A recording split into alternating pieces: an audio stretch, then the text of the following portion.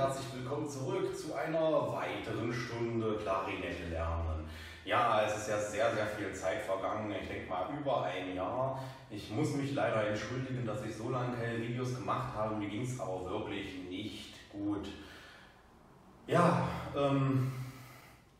es soll heute weitergehen mit der G-Dur-Tonleiter. Wie ihr seht, haben wir dafür jetzt alle Töne, sowohl im unteren Chamonix-Register als auch im oberen Klarinettenregister, also jeweils das Fis, was ja hierfür wichtig ist, also ein Kreuz. Alle Fs sind von diesem Kreuz betroffen. Das heißt nicht nur an der Zeile, wo es vorne dran steht, also in dem Fall würde ja das obere nur betroffen sein, es ist auch das unterste F betroffen, das wird zum Fis, und das mittlere, also das eingestrichene F, wird auch zum Fis. So, ich werde euch jetzt mal ganz kurz die erste Zeile vorspielen. Ihr seht ja, es ist relativ lang. Ich gehe sehr langsam vor und ihr probiert es einfach zu verfolgen.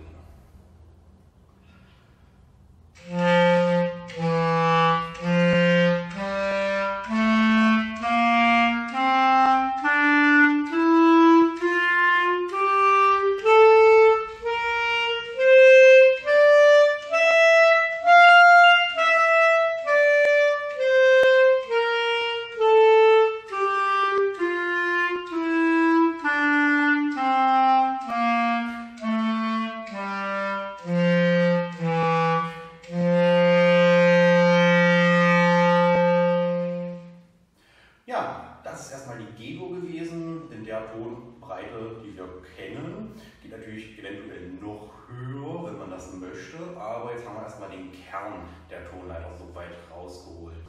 So, das Video heißt ja nicht umsonst G-Dur in Varianten. Deshalb fangen wir jetzt an erstmal mit Töne binden.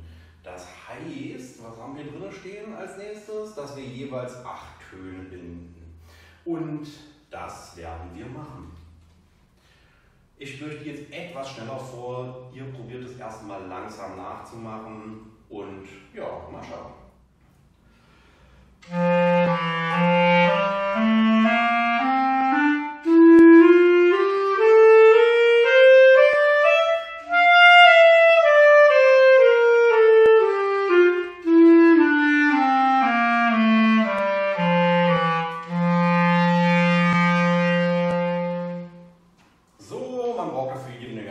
Man kann es jetzt auch machen, dass man nochmal in 2 gebunden macht, also es soll dann so klingen. Ich mache nur mal einen Anfang.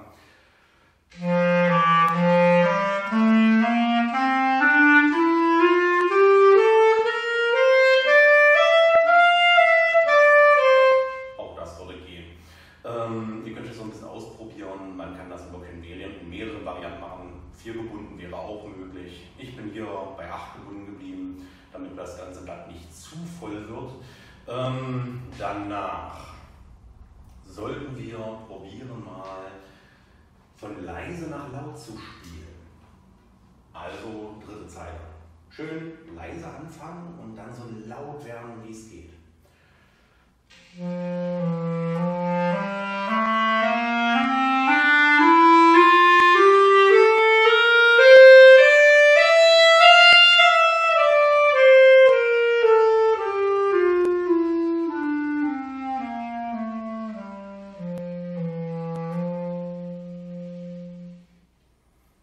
Ja, es sollte auch gleichmäßig passieren. Ich habe gerade bemerkt, dass beim Runterspielen ein bisschen zu schnell leise geworden bin, habe den Bogen eigentlich noch ganz gut bekommen, denke ich, weil ich dann trotzdem noch immer wieder ein bisschen leiser geworden bin.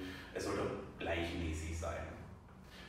Ja, das war es dann auch für die erste Übung zu der G-Dur in Varianten. Da folgen noch ein paar und ich hoffe, ihr guckt das und übt das auch. Weil gerade diese Varianten sind wichtig, denn die kommen in Liedern des Öfteren vor. Also, dass mal Töne gebunden sind, dass mal Töne stark angestoßen sind, dass mal von leise nach laut, also ein Crescendo gespielt werden soll oder ein Decrescendo. Das sind alles Übungen, die man dann auch in den Liedern anwenden kann. Und deshalb finde ich das wichtig, dass man sowas gleich beim Einspielen macht und das nicht dann irgendwie denkt, so langweilig, ich probiere gleich das irgendwie in Liedern umzusetzen.